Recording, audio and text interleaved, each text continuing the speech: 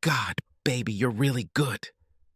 Every time I think it won't get any better, and every time it happens. Bobby reached out and touched her breast. His touch caused a slight trembling in her. "Hey, Lulu, aren't I better than Marty?" he asked. She didn't even hesitate. "Much better," she said. "So much better," she continued, "that I hope you can do it again before I get home." He could. When Marty slipped into the house, Louise was already in bed. He poked his head through the bedroom door, but her regular breathing told him that she was fast asleep. He returned to the kitchen and sat down at the dining table. "So, what now?" he asked himself rhetorically. He knew he should go to bed himself, but he was still too wound up from his night's work at the printing plant to sleep. He thought about waking Louise up and seeing if he couldn't love her a little, but quickly dismissed the thought. She will be very angry if he wakes her up. Damn it! Working the evening shift from 4 to midnight is just ruining my life. When Bobby offered the job a month ago, the idea seemed so tempting. Marty wanted to do something with the house, but money was always tight, in no small part because Louise spent money like it grew on trees. Marty was just worrying about a situation at work when Bobby suddenly suggested, "You should think about moving to the second shift. Differentiated shift pay will be very useful for the two of you." Marty was pleasantly surprised to find that Louise didn't mind when he brought it up, so he volunteered to change jobs, and the jump in his first week's pay made Marty feel pretty smart. For the same number of hours a week, with only minor inconveniences, he now received a good increase in salary. But the minor inconvenience soon became more serious than Marty had anticipated. Firstly, it was difficult for him to get used to the new sleep pattern. All his life, Marty had been accustomed to coming home from work or college and relaxing for hours before going to bed. Now, returning home after midnight, he found it almost impossible to go straight to bed. Soon, he became an owl. Marty also discovered that the new schedule significantly reduced the time he could spend with his wife. By the time he woke up on weekdays, she was long gone to work as an assistant at a retirement center. Consequently, the only chance they had to spend time together was on weekends. One of the main results was that the new working hours significantly reduced his personal life. To top it all off, rather than increasing Louise's libido, the lack of activity for a week seemed to decrease her appetite when they spent time together. On Saturday nights, Marty found himself having to suck up and coax her into some fun between the sheets. Finally, to top it all off, Marty discovered that most of the raise he had sacrificed so much for was not actually being saved between the two of them. For Louise, the money in their joint checking account was something to be spent, and she seemed to fill even more of her time with shopping. To make matters worse, Marty was hesitant to sit down and talk to Louise about her shopping habits. The only chance he had for such a conversation was on the weekend, when he hoped to sleep with her. There's nothing like a lecture on overspending on your wife to kill any chance of late-night passion. Marty hoped to invest the extra income in their old Victorian house with a beautiful large yard. They were able to buy it because the widow who previously owned it had allowed the house to fall into serious disrepair. Marty and Louise stretched their budget to buy an old house, and Marty spent most of his free time renovating it. He was very proud of what he had achieved, but he had even bigger plans for the renovation. Tonight, as he sat in the dark living room, those dreams seemed more distant than ever. "I don't know how much longer I can take this," Marty groaned. It took him an hour before he was relaxed enough to slip into bed next to his sleeping wife. When he woke up, it was already mid-morning. Having had breakfast quickly, he put on some old clothes and went out to mow the lawn. Pushing the old lawnmower around the property in the Georgia heat had taken him a couple of hours and a lot of sweat, and he was heartbroken that they didn't have the money to buy a rideable lawnmower. On his way to work that day, Marty stopped at the gas station convenience store near the printing plant to fill up the tank of his SUV. While waiting at the counter to pay for gas, he noticed a Georgia lottery sign. "Add a couple of lottery tickets, Millie," he said to the elderly store owner. "Luck has been in my debt for a long time." "You're just in time, dear. The draw is tomorrow. I hope you win." She smiled at him. giving him his change and 2 tickets. He put them in his wallet and forgot.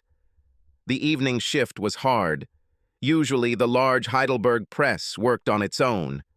But the evening schedule required several short passes of the press, each of which required Marty to clean the rollers, attach 4 new color plates, and then carefully monitor the rolling until all 4 were printed. One of the passes required a 5th color, which made setting up and printing much more labor-intensive. By the end of his shift, Marty was exhausted, but when he returned home, he again found himself too nervous to sleep. He plopped down in his favorite chair and picked up the remote control to turn on the TV, but decided against it. Instead, he sat quietly, sipping his beer and reflecting on his life. Marty was the 3rd child in the family, after his older brother and sister. He grew up quiet, practical, a good student, and an avid reader. He had friends, thanks in part to his popular older brother and sister, but he was on the periphery of the crowd's popularity in high school. Not being athletically gifted, he volunteered to become the leader of the basketball team. In the summer, he often went hunting with his father and loved silence and solitude. But these outings mostly stopped as soon as he turned 16. A friend of his father got Marty a summer job at a large printing company in town. As a result, Marty strengthened his lean frame by moving large pallets of paper from the loading dock to corresponding presses throughout the sprawling facility. Perhaps it was these changes in his appearance that attracted Louise Luttrell to him. She was one of the most beautiful girls in the popular crowd and was dating some of the players on the football team. But something about Marty attracted her, and they began dating during their senior year and soon became a permanent couple. After graduating from high school, Marty planned to attend a local community college. But in his senior year, his father, a carpenter, fell through the ceiling at work and became permanently disabled. A blue-collar worker's wages and his mother's job at a discount store allowed the family to survive. But college was no longer an option for their youngest son. Marty swallowed his disappointment and went looking for work. Fortunately, during the summer, he made a good impression on the management of the printing house, and he managed to get a job as an apprentice printer. Louise went to local college, but she and Marty continued to live together. They married in a low-key ceremony, as she received her associate's bachelor's degree. By then, Marty had saved enough money to put a down payment on a house that needed renovation, and the 2 of them began married life in their own home. They agreed that the children would wait until they were able to get back on their feet financially. They had beautiful dreams, but over the next few years, those dreams seemed to fade like a photograph left in the sun, washed away by the bills they had to pay, the housework and the daily routine that life imposed. Where did all this go? Marty asked himself. And more importantly, what can we do to get him back? Awakening from his reverie, Marty tiptoed into the bedroom, undressed and slid under the covers. Even in his sleep, Louise seemed beautiful to him, and he involuntarily tensed. I can't wait for this weekend, he thought before closing his eyes. When Marty finally woke up the next morning, he was shocked to find that it was almost 10 in the morning and Louise had left for work without disturbing him. Today he planned to finish installing drywall in one of the rooms they weren't using. So he quickly made himself breakfast and then got out the mounting tape and putty. He had already attached large sheets of drywall with the help of his friend Terry Cummings, and now he had to putty and seal the seams. By the time everything was ready for sanding, it was already 2:30 in the evening, so he put down his tools and made himself a sandwich. After lunch, he made dinner to take to work and then jumped into the shower. By this time, it was time to go to work. Luckily, the evening shift was quite normal, so by midnight, Marty wasn't too tired or stressed. However, when he returned home, he was not yet ready to go to bed and turned on the TV quietly so as not to wake Louise. He was just leaning back in his chair when the Georgia lottery game appeared on the screen. A pretty woman stood in front of a $10 million banner reading out the winning numbers displayed on the screen below her. Marty lazily pulled the tickets out of his wallet to compare them, and his breath caught in his throat. He quickly grabbed a pencil and scribbled down the numbers on the screen, then compared them again to the ticket he held in his hand. They completely matched. He jumped out of his chair and ran into the bedroom. "We won, Louise! We won!" he shouted, shaking her vigorously. "Leave me alone, Marty," she muttered. "I want to sleep." "No, no, you have to wake up," Marty insisted. "We won the lottery." "Yes, and I am the Queen of England," she said. "Now let me sleep before I get angry." "Baby," Marty shouted. "I'm not kidding, we won the lottery. We are millionaires. Look at the ticket." Louise tried to sit up and looked suspiciously at her husband jumping near the bed. "Let me see," she said, and took the winning ticket from his hands. She went to their home computer and connected to the lottery website.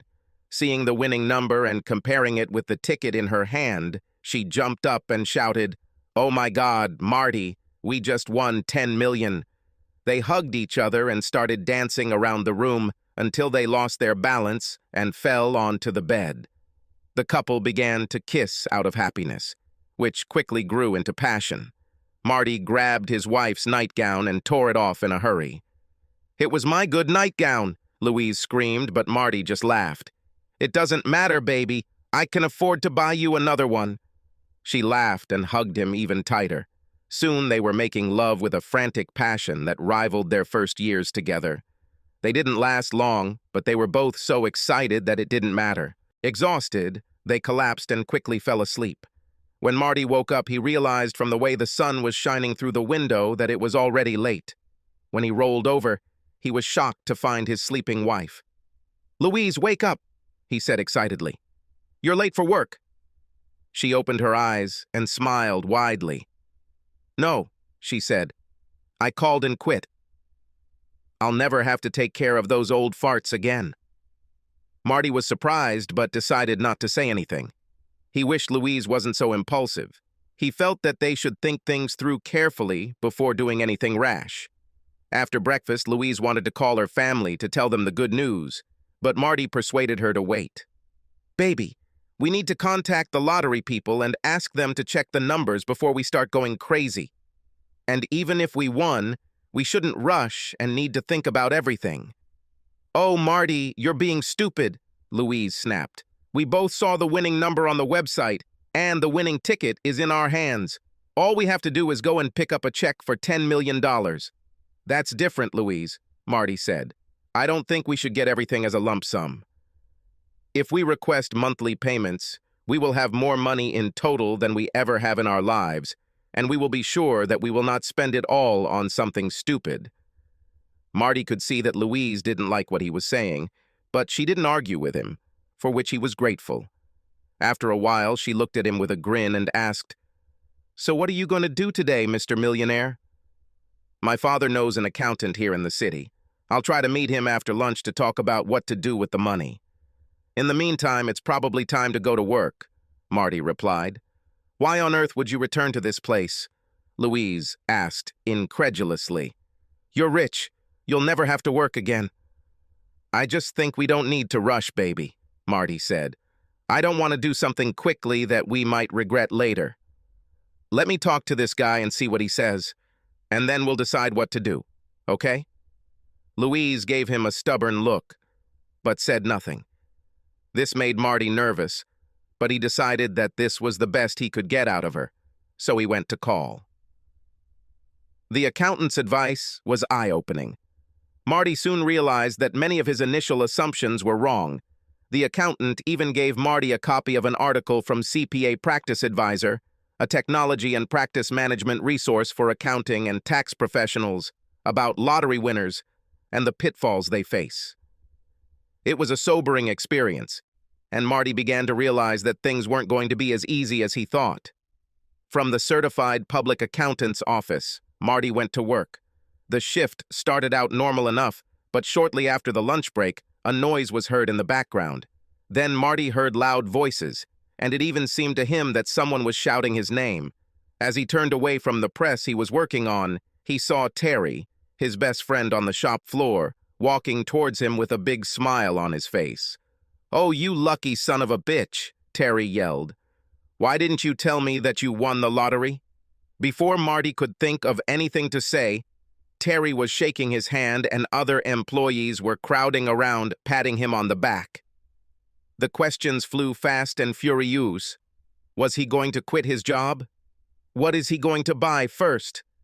Will he take a lump sum payment or monthly checks? Marty was stunned. He turned to Terry and asked, "How did you know? We were going to keep it a secret until we figured out what to do. It was on the 6 o'clock news, so now everyone in town knows about it."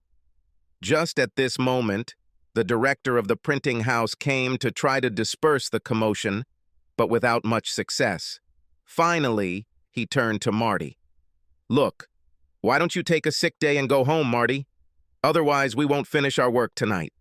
Marty apologized for disturbing him and headed to his SUV. He was upset by the premature revelation of their good fortune and couldn't wait to ask Louise what was wrong. But when he returned home, he found a circus on the front lawn with a crowd of friends and relatives, reporters, and a news truck. As soon as he opened the door of his SUV, he was immediately pulled into the middle of the chaos. Louise stood in the spot of light from the lamps installed by the television crew. As Marty walked toward her, he couldn't help but notice that she had combed her hair and put on her most beautiful dress. Apparently, the reporters didn't take her by surprise. His blood pressure went up a few more notches. He grabbed her arm and pulled her away from the reporter who was trying to interview her. "What the hell is going on, Louise?" he demanded. "We agreed that we would keep this a secret until we decided what to do." "Don't be upset, Marty," Louise said. "I just had to tell my family, and I think it all took off from them. And the next thing I knew, Channel 4 was calling me to set up an interview. Anyway, it's too late now, so we might as well enjoy it." With these words, she turned to the reporter and continued the interview. Marty could do nothing but stand sullenly while Louise happily chatted in front of the cameras. The ordeal wasn't over when the crew finally packed up and left. Several of their neighbors and friends continued to mill around, each wanting a chance to congratulate Marty and Louise on their good fortune. Even after the couple finally retreated to the safety of their home, the phone continued to ring from well-wishers until Marty finally disconnected the call and let the answering machine handle everything. He plopped down on the sofa and looked at his wife.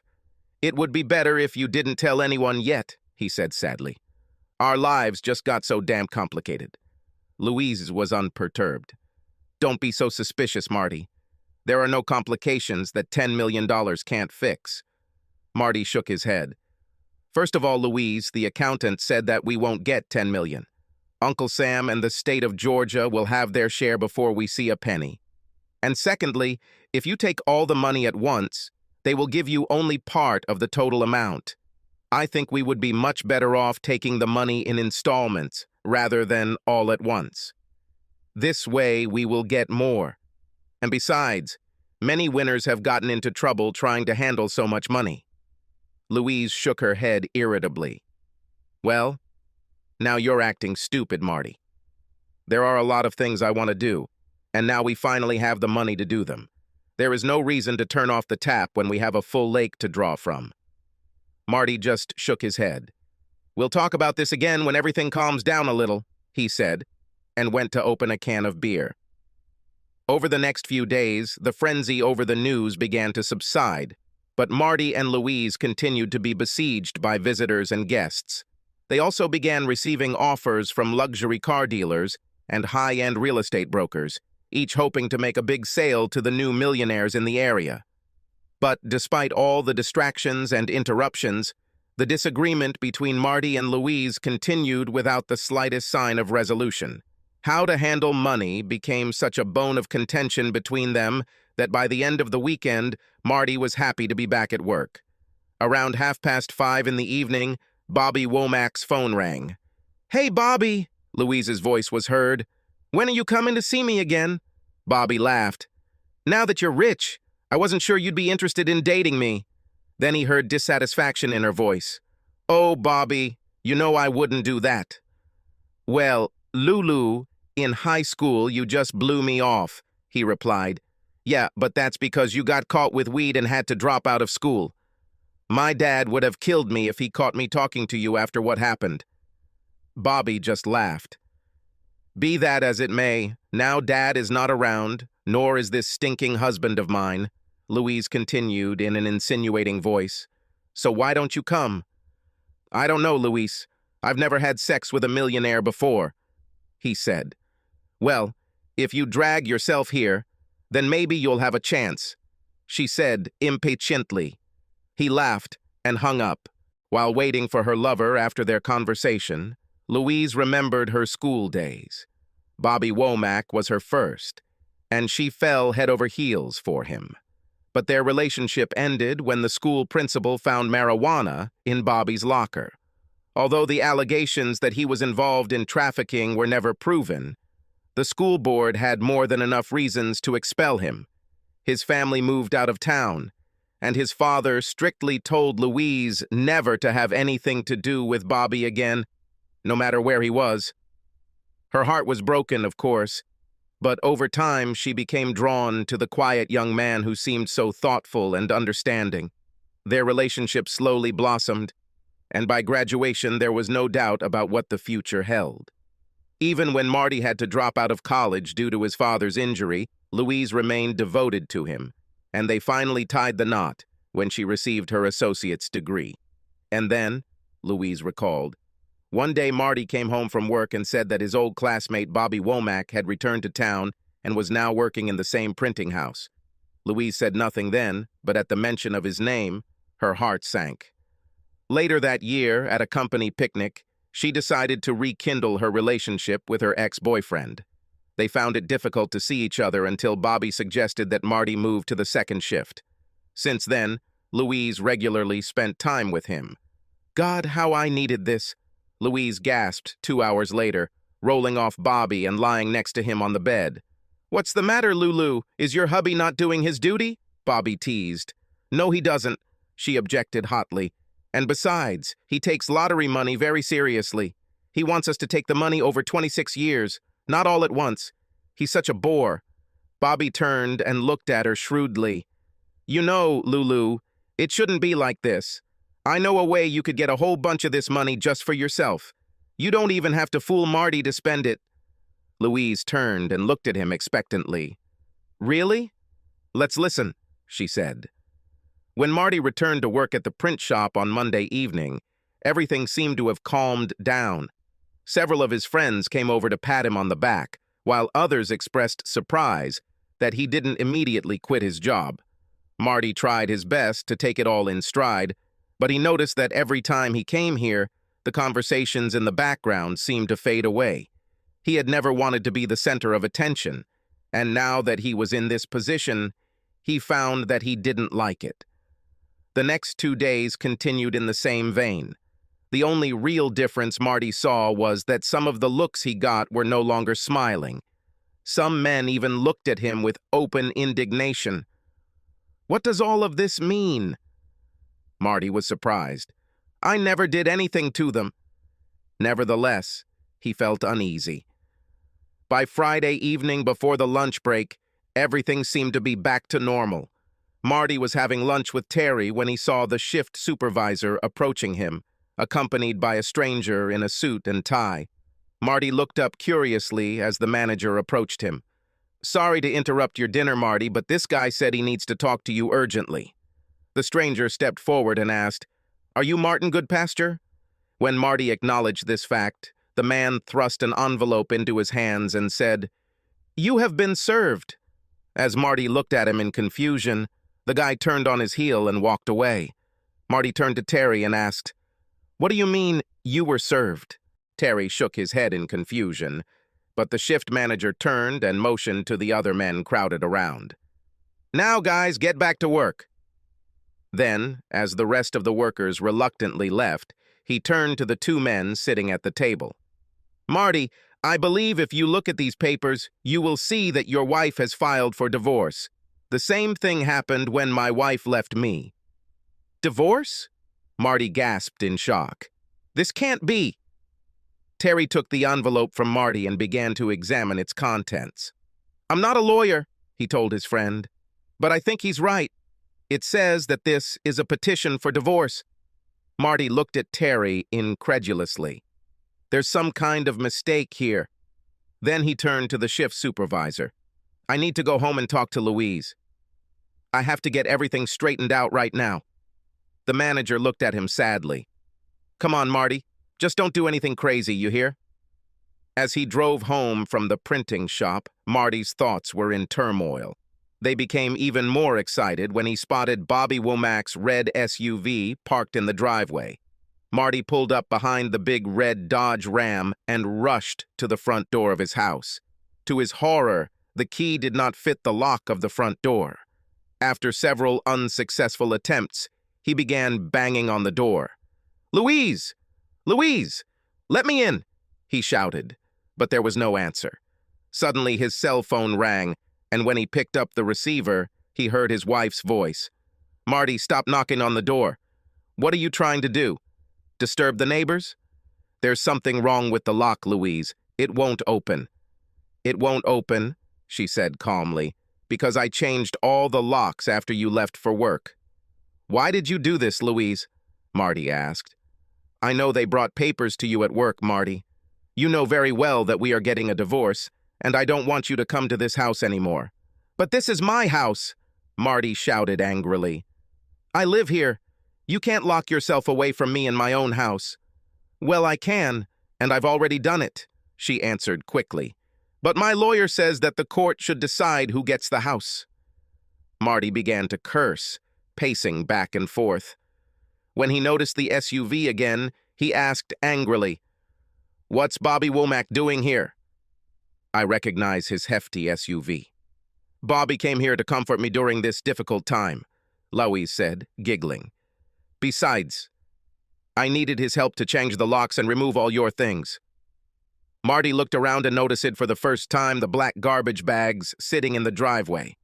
Suddenly, Louise's voice became serious. "Be that as it may, all this is none of your business.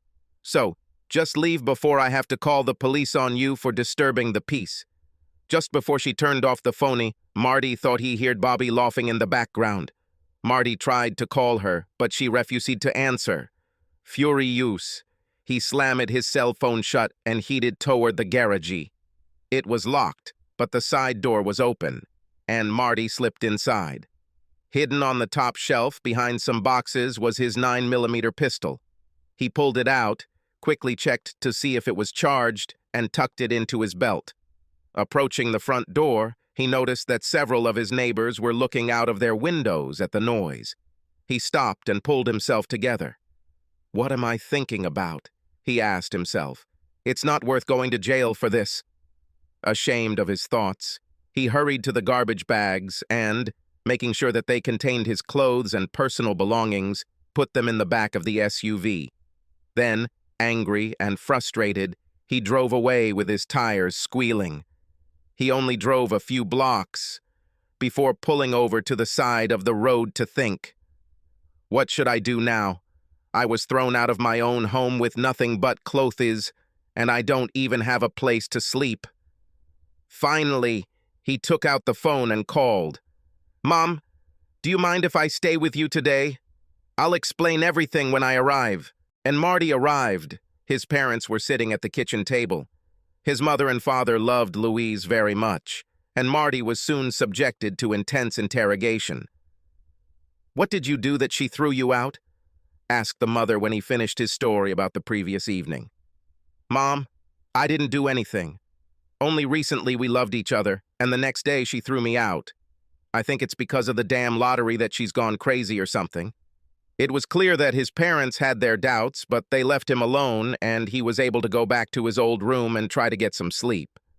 Marty spent a lousy weekend, mostly sitting in his old room, trying to sort through his emotions and understand what happened.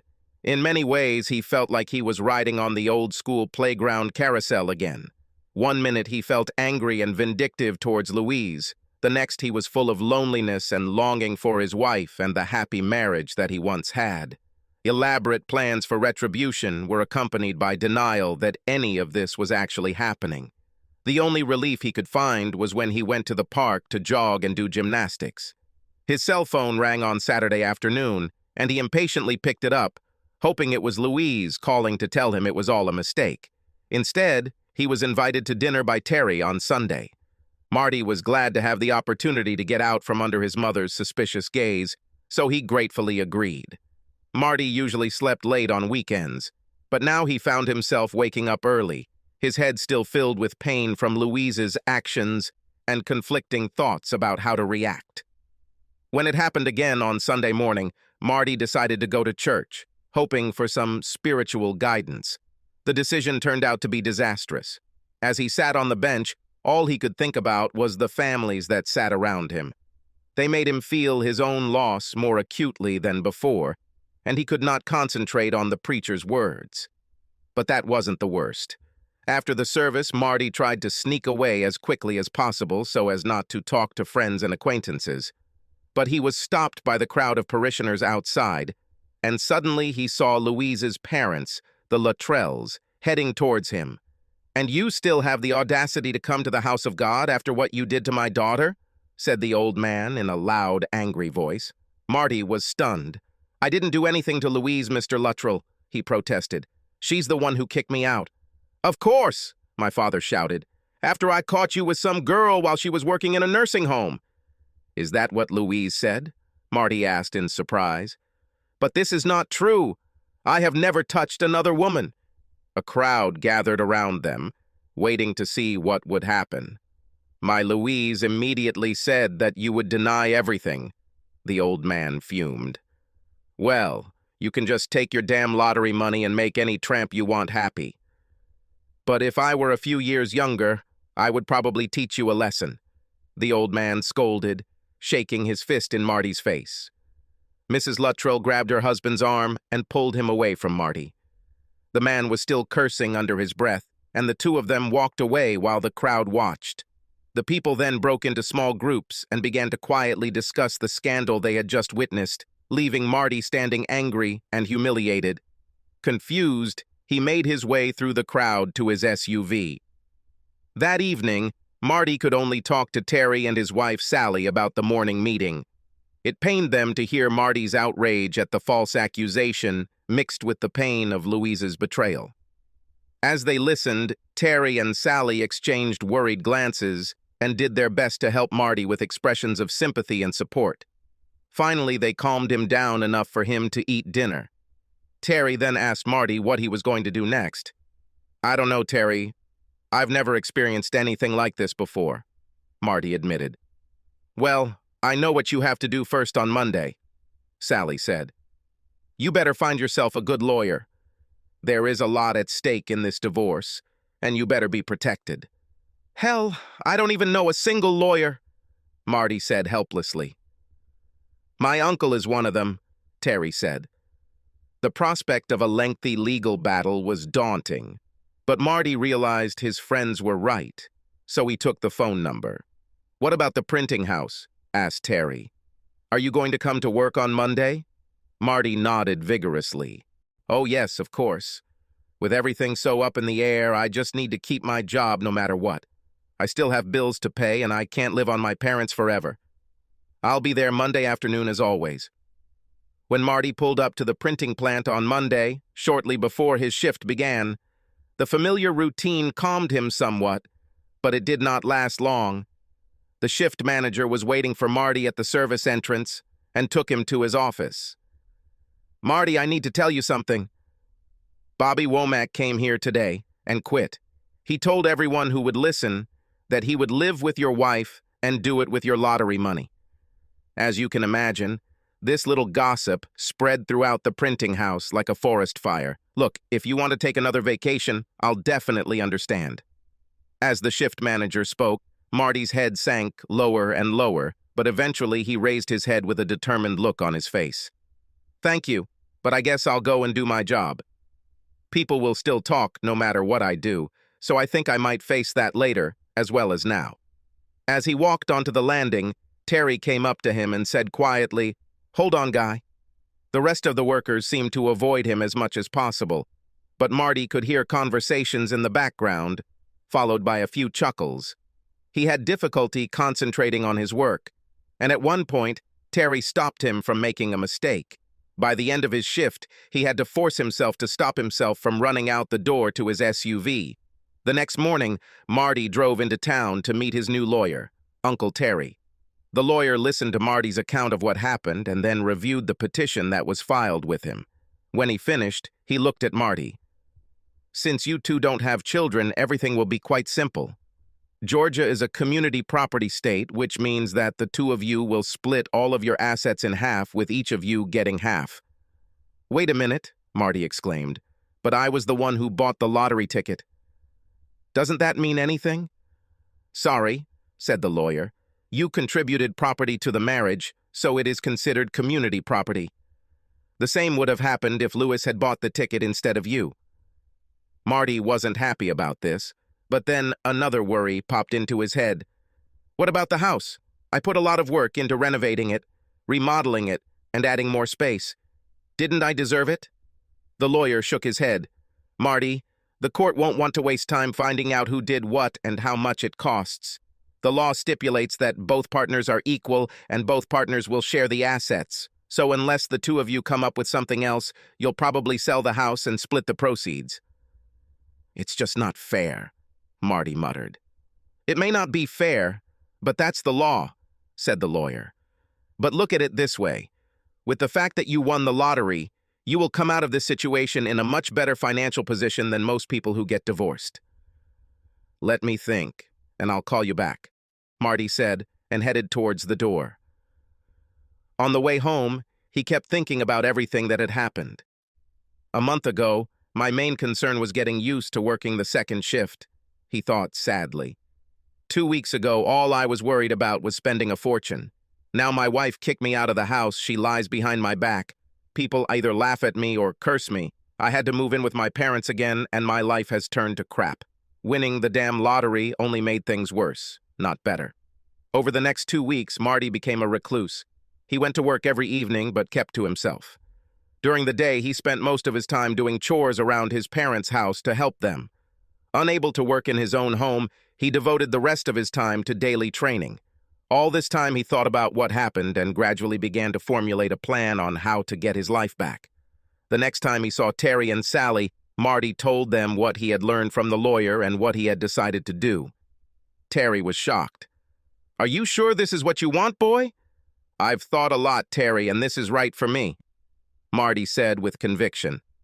"Okay, buddy? If that's what you want, I'll support you, but a lot of people will think you're crazy," Terry said. "Maybe they're right," Marty smiled wryly. The following Friday, Marty and his lawyer went to a meeting at Louise's lawyer's office to discuss the property matter. Marty wasn't surprised to see Bobby Womack. After everyone was seated, Louise's lawyer began to discuss an equal division of the family property, but Marty stopped him. "This is not the way I want to do it," he said firmly. Before he could continue, his lawyer spoke up. "I would like to put it on record that I warned my client that what he was about to propose was not in his best interests, but he chose to ignore my advice." The lawyer leaned back in his chair and crossed his arms over his chest as a sign of irritation. Marty took the prepared document and leaned forward. "I'm offering a deal, Louise. I'll give you a lottery ticket. You'll get all the money, all the damn money. All I want in return is my home back and to make you admit what you did. All this is written down on this paper." He slid the copy across the table. Louise began to protest, but Bobby grabbed her hand and whispered something insistently. Her lawyer was clearly taken by surprise by Marty's proposal.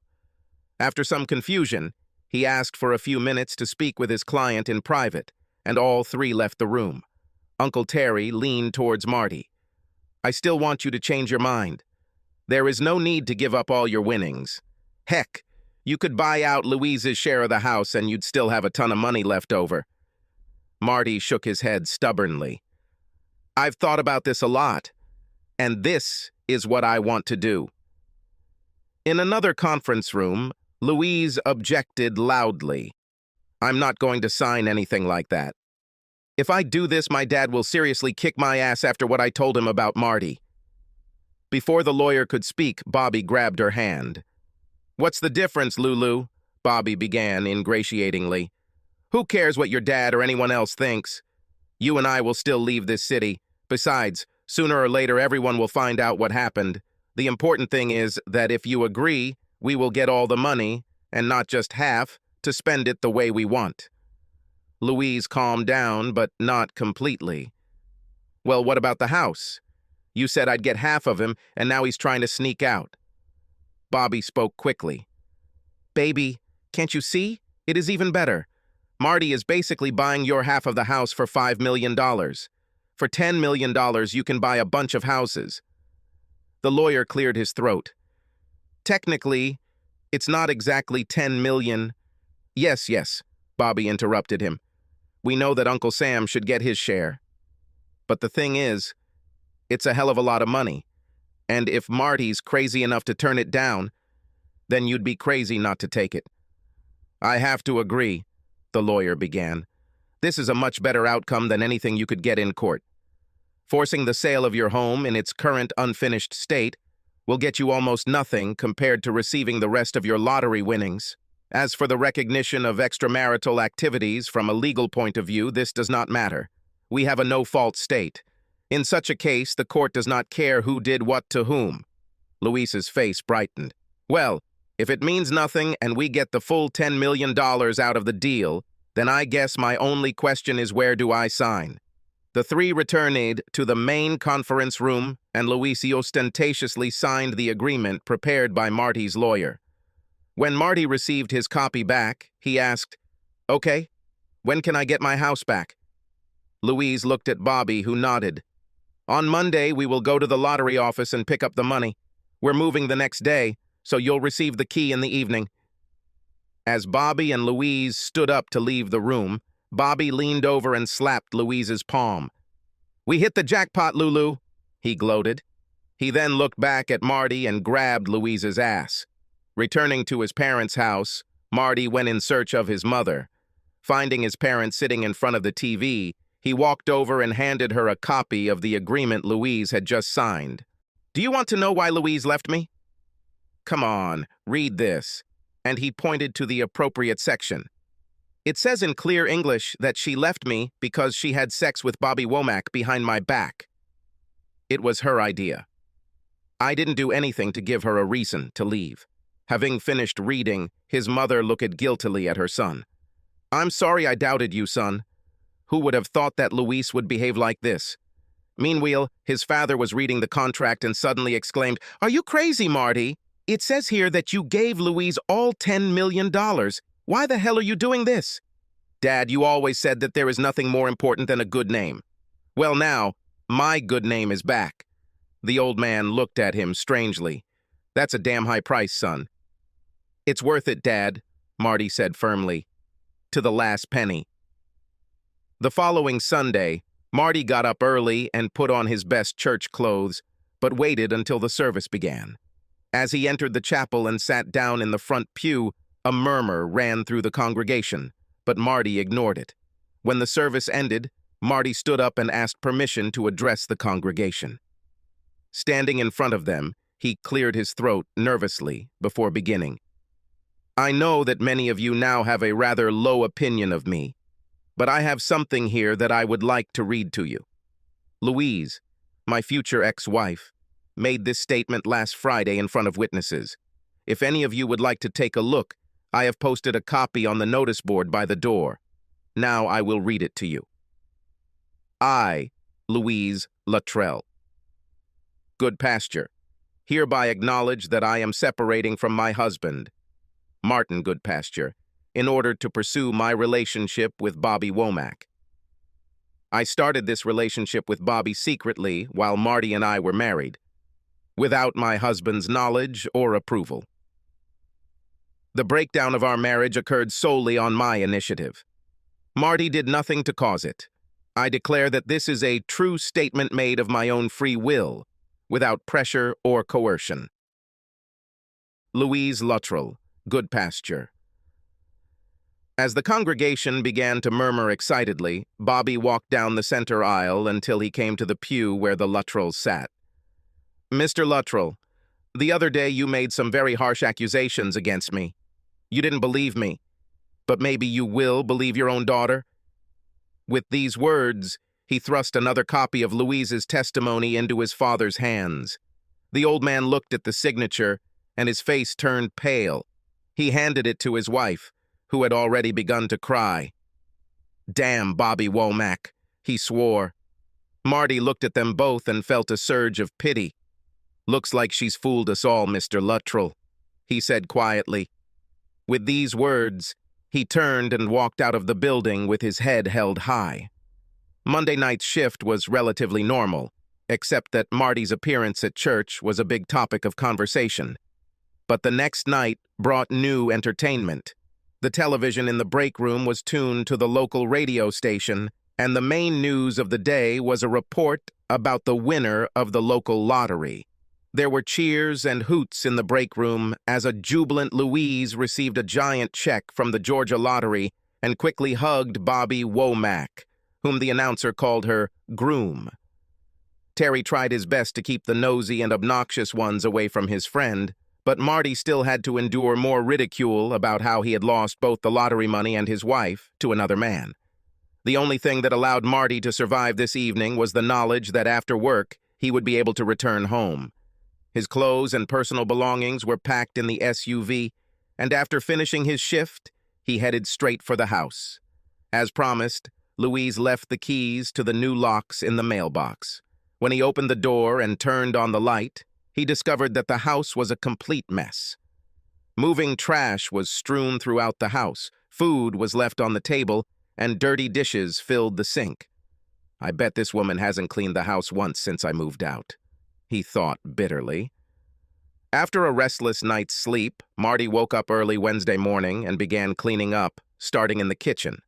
After washing the sink and dishes, he made coffee and went out to get the newspaper. To his horror, he found there a photograph of himself and an article entitled, "The World's Unluckiest Lottery Winner." The story detailed how Marty won, and subsequently lost, a $10 million jackpot, giving it all to his soon-to-be ex-wife. The author seemed to find the situation funny, but Marty did not.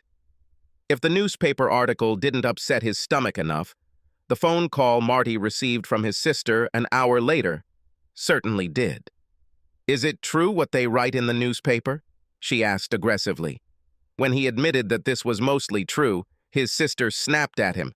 "Why can't you do anything right, Marty? We were going to borrow money from you for a down payment on a house. You just ruined our plans." Then she hung up. Maybe I shouldn't expect a Christmas card from her this year, he thought, trying to make light of it.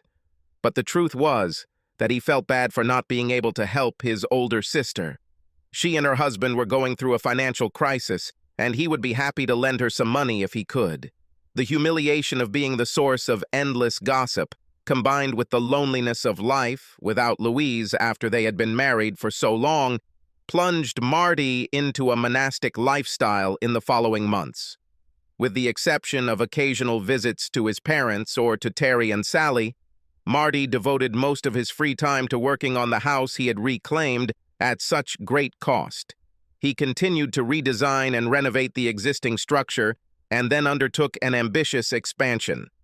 One of the few bright spots for Marty was the pleasant discovery that the money problems he had before winning the lottery soon disappeared.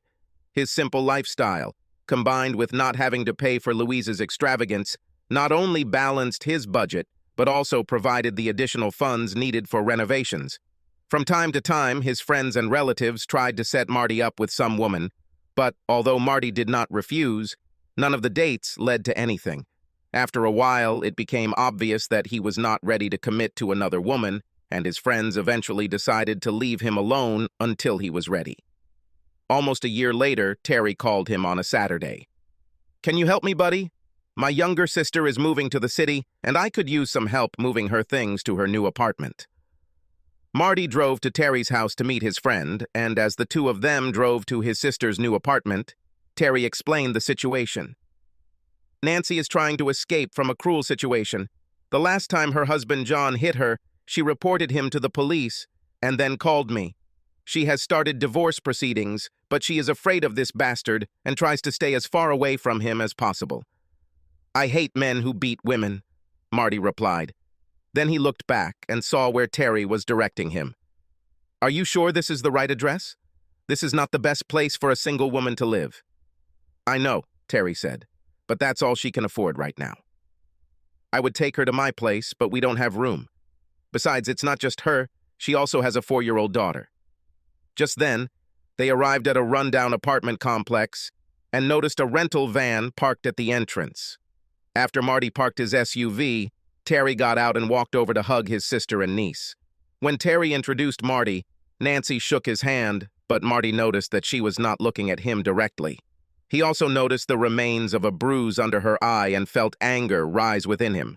The girl was not as timid as her mother. She walked up to him and looked up. "I'm Lily," she said. "You are a good man?" Marty couldn't help but smile. "I guess I'm a pretty good person," he said. "Okay, then you can be my friend," she said, and extended her hand to him. Marty laughed and shook it. "Okay, Lily, let's be friends." Then he turned and began helping Terry unload the SUV.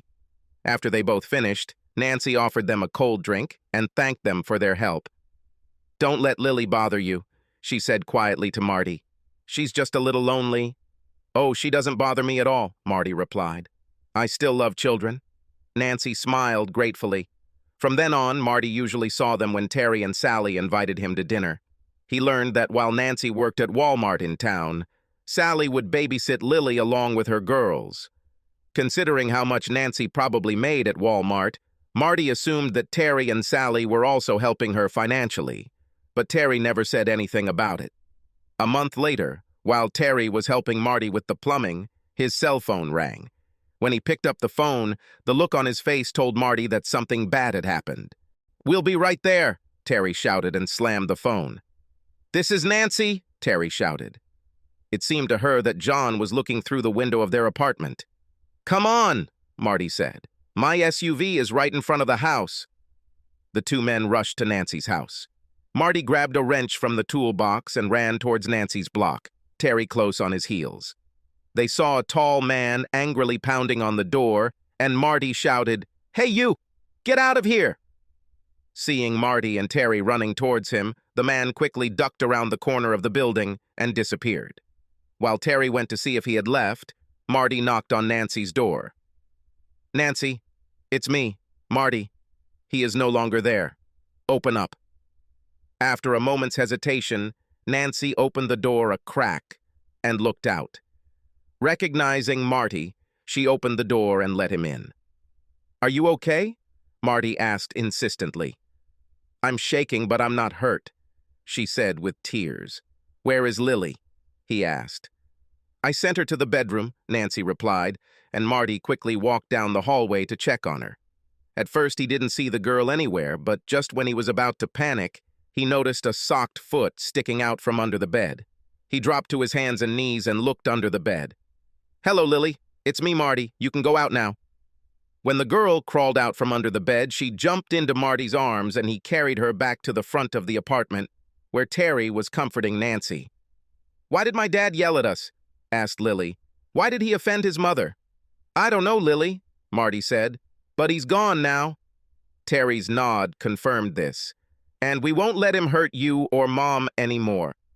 "That's right," Terry said, "and you're moving into my home tonight." Nancy looked at him gratefully, and, having locked the apartment, all four squeezed into the cab of Marty's SUV. On the way back, Terry called his wife, and Sally was already waiting for them at the door. She hugged Nancy and leaned over to hug Lily. "I know everything," she said to the girl. "Let's have a sleepover with us tonight." Lily beamed at this idea and went to play with Sally's children. The four adults sat down in the living room. Terry turned to his sister and said firmly, "Everything is decided. You will not return to that apartment again. Now that John knows where you live, there's a chance he'll come back." "But I can't force myself on you like that," Nancy protested. "There's simply no room in your house for the two of us. I'll be fine in the apartment. After today, John won't dare come back. You're just not safe there." "We'll manage somehow, sis," Terry replied stubbornly. The three continued to argue while Marty sat and listened. Finally, he spoke. "Maybe there is another option," and the others turned to him. "I have a big old house in which there is no one but me. You can stay with me if you want." Then he blushed, realizing what he had just said. "I mean, you can stay in the new bedroom I added. She has her own bathroom and it doesn't even have furniture yet, so we could put your things in there." Besides, I work the evening shift, so it's unlikely you'll ever see me." His voice trailed off as he thought about how his proposal might sound to Nancy. "Maybe this isn't such a good idea," he continued sheepishly, but Terry intervened. "No, that's a great idea, if you don't mind, Marty." He turned to his sister. "Listen, Marty has been my best friend for a long time, and Sally and I both vouch for him. John doesn't know where to look for you, so you'll be safe there. At least this will give us time to come up with something else for the long haul."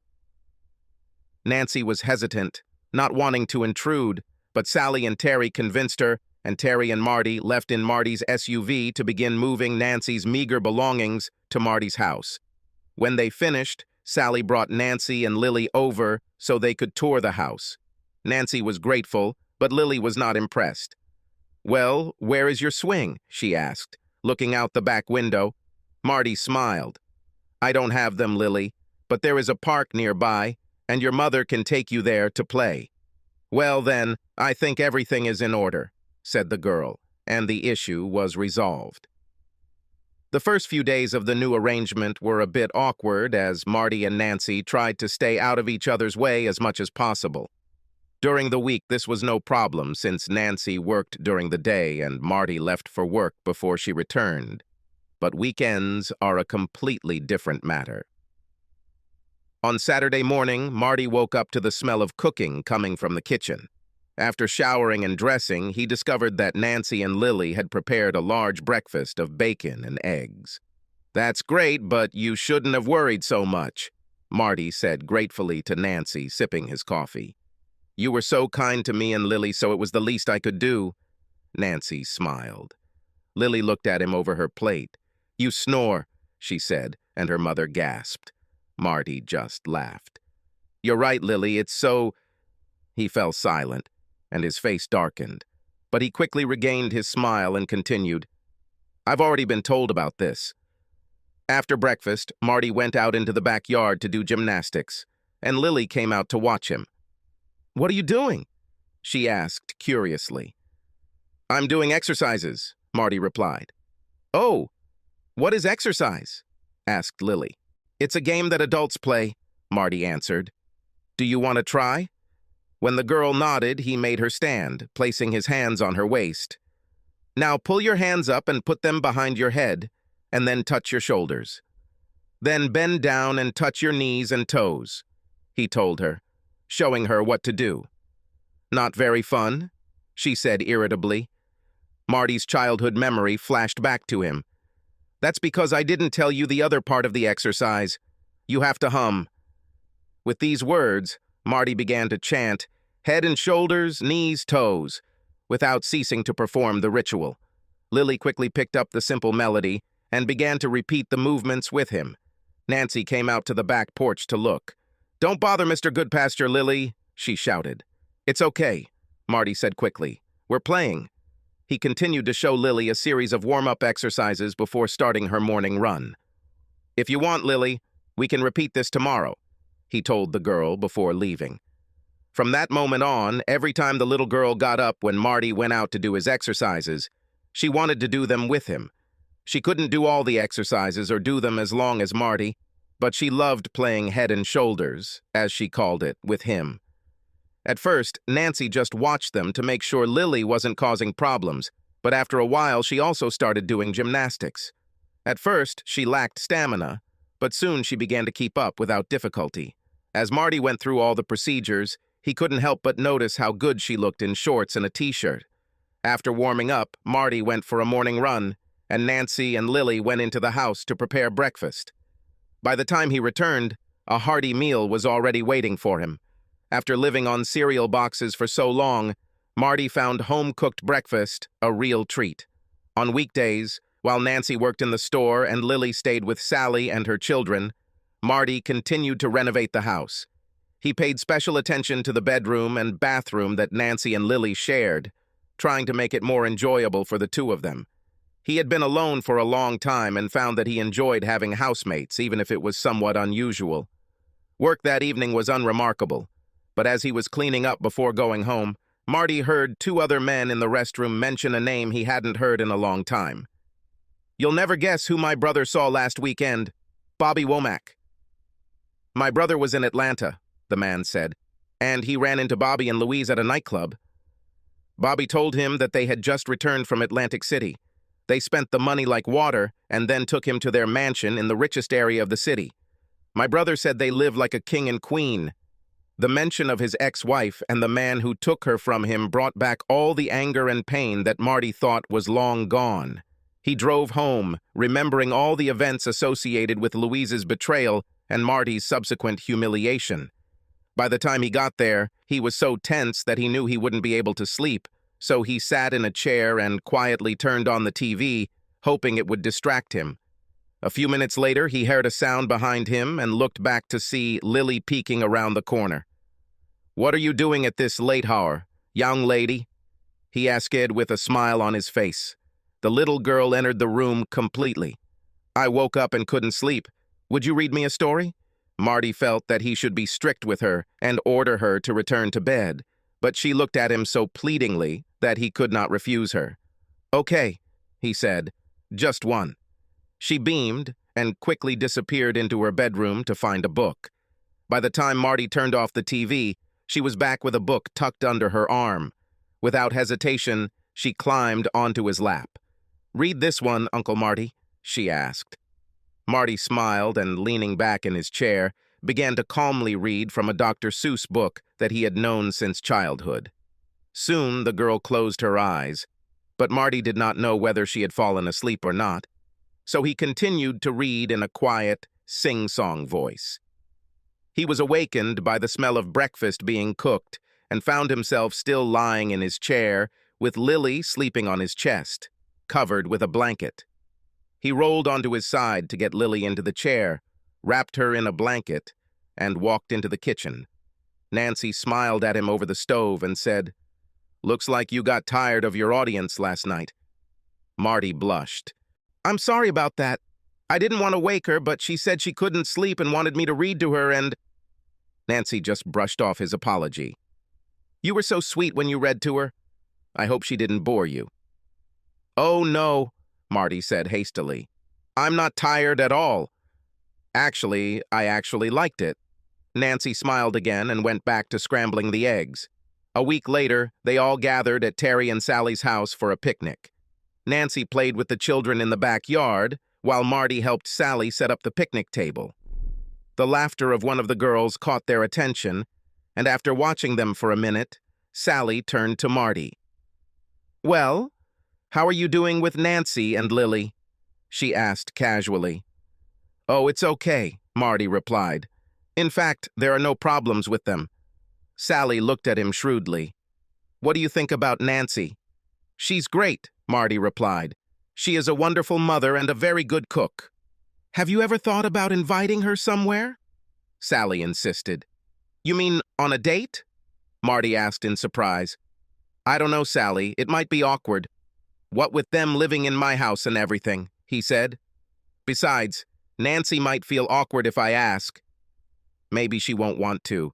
She probably doesn't think of me that way." Sally just smiled at him. "You might be surprised, Marty." "Anyway, just think about it," she said before calling the others over for dinner. Over the next few days, Marty mentally mulled over Sally's proposal. There was no doubt that he was attracted to Nancy. When she went out into the backyard with him to exercise, Marty had a hard time maintaining his attention to his normal routine. She was slim and fit, and the way her body moved in shorts and a t-shirt was definitely distracting. Moreover, she was a pleasant, laid-back person, so different from Louise. But since his ex-wife left, Marty has avoided the opposite sex, first out of a reluctance to expose himself to more heartache, and then because of a lack of attractive prospects. Now, although he was certainly attracted to Nancy, he was worried that any attempt to change their relationship might affect it if it didn't work out. He was used to having family in the house, and he didn't want to leave her if Nancy became uncomfortable. If she felt she had to leave, he would miss Lily too. All in all, it was a big step, and Marty was hesitant to break the status quo. He was still debating the matter with himself that evening as he drove home from work, But his dilemma was immediately forgotten when he noticed an unknown car parked in front of his house. His anxiety turned to fear when he saw that the car was parked on the side of the road at an angle, as if the driver was in a hurry.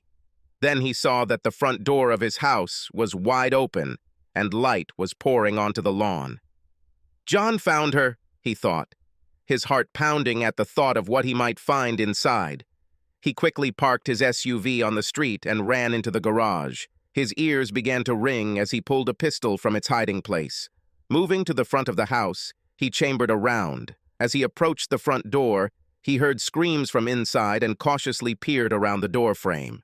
A man who looked like the intruder Marty had seen at Nancy's apartment a few months ago was standing in the living room, holding Nancy by the shoulders and shaking her. Marty was sure it was John, her ex-husband, and fear made it difficult for him to breathe. Everything seemed to go into slow motion. He gripped the gun tightly as he opened the door and slipped inside without either of them seeing him. He slowly raised his pistol and shouted, "Freeze now, John!" The man turned around in surprise, still holding Nancy close to him. Seeing Marty, he put his arm around the frightened woman's waist and held her tightly to him. At the same time, he pulled a revolver from the waistband of his trousers and pointed it at Nancy's head. "Don't come closer," he warned. All three froze for a long moment. Suddenly, Lily appeared from the back hallway. "Mother!" she screamed and rushed to her mother, but Marty grabbed her hand and pulled her back before she could get to them. "Stay still, Lily," he ordered. The girl began to cry, and Marty noticed that the man was becoming more excited by the second.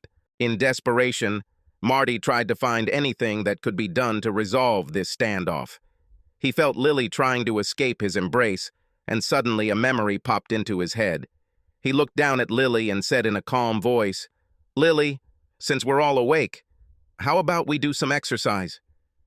Do you agree?" Lily looked at him uncertainty, but then nodded. Marty looked up and caught Nancy's eye. "Mom can do exercises too. It will be fun." John looked at Marty in complete confusion, but Marty could only focus on Nancy and beg her to understand. He thought he saw something in her gaze and prayed it was true. He turned back to Lily. "Okay, Lily, now we'll all play head and shoulders. Let's take it real slow, like always, okay?" When the girl nodded, Marty said, "Okay, Lily. Okay, Mommy, let's start. Head and shoulders," he said, drawing out his words. The girl obediently put her hands behind her head, then on her shoulders. "Knees, toes," Marty continued, and Nancy bent at the waist to touch the floor.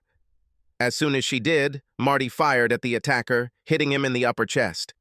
The man chuckled and backed away, allowing Nancy to slide to the floor. Nancy and Lily screamed when they heard the sound, and Marty's second bullet flew up and to the left. The man began to raise the revolver, but Marty's third shot hit him in the forehead, knocking him to the floor. Nancy ran to Lily and hugged her tightly, while Marty rushed to the lifeless body and knocked the gun out of his hand. Then he grabbed his cell phone and dialed 911. When he finished with the police dispatcher, he called Terry. "Get here quickly, buddy. John was here," he said. After hanging up, he carefully placed the gun on the mantelpiece and walked over to Nancy and Lily, who were lying embraced on the floor. Suddenly, all the adrenaline seemed to flow out of him, like air from a punctured balloon.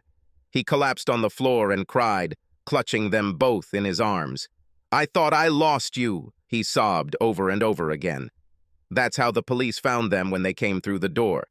The detectives' questions didn't take long, but Marty refused to let go of Nancy and Lily the entire time, and they clung to him equally tightly. 2 years later, on a Saturday afternoon, Marty was getting ready for a barbecue. He invited Terry, Sally, and their children, and he wanted the house to look neat and clean. Although it won't be for long, he thought with a laugh. There was still at least an hour left before the meeting started, so he was startled when the doorbell rang. When he opened it, he saw a woman with platinum-bleached hair that was dark at the roots. She was wearing rather revealing clothes and high-heeled shoes, clearly expensive, but seemingly well-worn. She stood looking at him with a slight smile on her face, and it took him a minute to recognize her. "Hello, Louise," he said evenly. "I look like?" she asked with feigned modesty, and slowly pirouetted so that he could see her figure. When she turned back to him, she pretended to highlight her breasts with her hands. "How do you like them?" she asked. "I made them. Now they are a full-size 4. Marty walked out onto the porch and closed the door behind him. "What do you want, Louise?" he asked briefly. She shook her head in mock displeasure. "Is this really the right way to greet me after all these years? I thought you'd be glad to see me." "I thought you were in Atlanta," he said. "It was, but it was a long time ago. Now I'm back in the city, and of course the first thing I wanted to do was come and look at you. You've lost some weight. Looks like you're in really good shape." She smiled flirtatiously at him. "Of course, you have always been a handsome man." Her compliment went unnoticed by Marty. "I was working on the house to finish it," he said. She looked around as if seeing the house for the first time. "Wow, you did so much to this house. It looks great. Did you add anything to it? I don't remember what was there." "Listen, Louise, I don't really have time to chat. I'll have guests soon, and I need to finish getting ready." There was alarm in her voice. "Of course, Marty, of course.